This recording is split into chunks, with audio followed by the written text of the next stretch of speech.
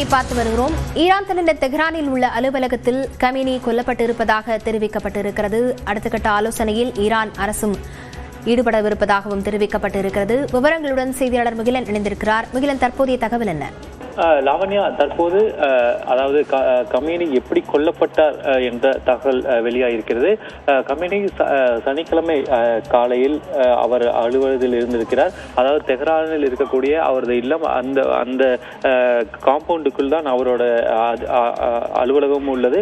அங்கு அவர் இருக்கும்போதுதான் அந்த தாக்குதலானது நிகழ்த்தப்பட்டிருக்கிறது. அதாவது அமெரிக்கா இஸ்ரேலானது குண்டுமலை பொழிந்தது என்று நாம் கூறலாம். குறைந்தது 30 குண்டுகள் அந்த பகுதியில் ஏவியதாகவும் அந்த குண்டுகளே கமீனி இருந்த அந்த கட்டிடத்தின் மீது விழுந்து அவர் அதில் கொல்லப்பட்டார் என்ற தகவலும் வெளியாகிருக்கிறது.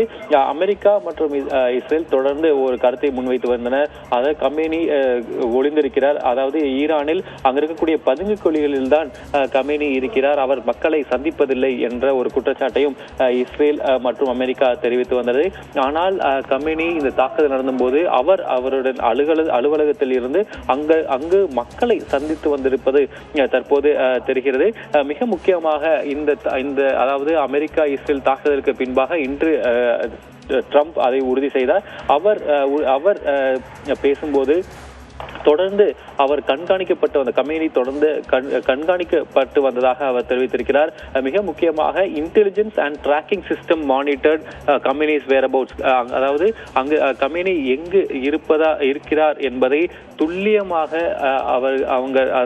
அவர்கள் பின்தொடர்ந்து வந்ததாகவும், அதே போல தொடர்ந்து அவர் எங்கு இருக்கிறார் என்ற தகவல்களை திரட்டி வந்ததாகவும், அந்த தகவல்கள் மற்றும் அந்த தொழில்நுட்பத்தை பயன்படுத்தி அவர் எங்கு இருக்கிறார் என்பதை உறுதி செய்த பின்பே இந்த தாக்குதல் நடத்தியதாக ட்ரம்ப் தெரிவித்திருக்கிறார்.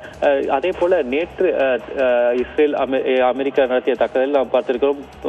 ஒரு குறைந்தது 2 பள்ளிகள் மீது தாக்குதல் நடத்தினர். அதில் குழந்தைகள் உட்பட 100கணக்கானோர் உயிரிழந்திருக்கின்றனர். ட்ரம்ப் இன்று காலையில் அவர் பேசியதை நாம் கேட்டோம்.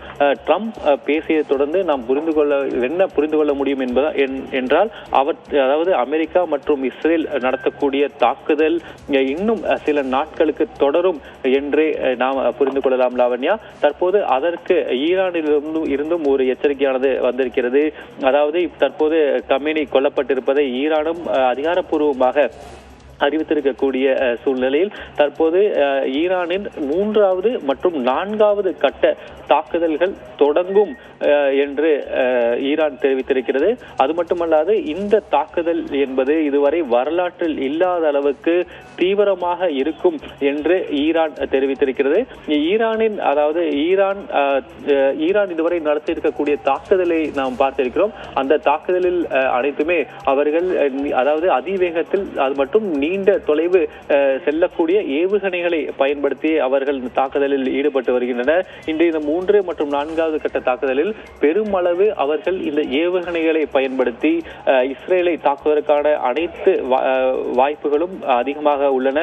இஸ்ரேலில் மட்டும் தாக்குதல் நடத்துகிறார்களா அல்லது அமெரிக்க நிலைகள் இருக்கக்கூடிய மற்ற அந்த வளைகுடா நாடுகள் மீதும் அவர்கள் நேற்று போல தாக்குதலை தொடங்குவார்களா என்று நாம் பார்க்க வேண்டும். ஆனால் ஈரான் ஒரு பலத்த பதில் தாக்குதலுக்கு தயாராகி வருவதை நாம் தொடர்ந்து காலையிலிருந்து வரக்கூடிய சமிக்கைகள் தெரிவிக்கின்றதை பார்க்கலாம் லாவண்யா. விவரங்களுக்கு நன்றி முகிலன்.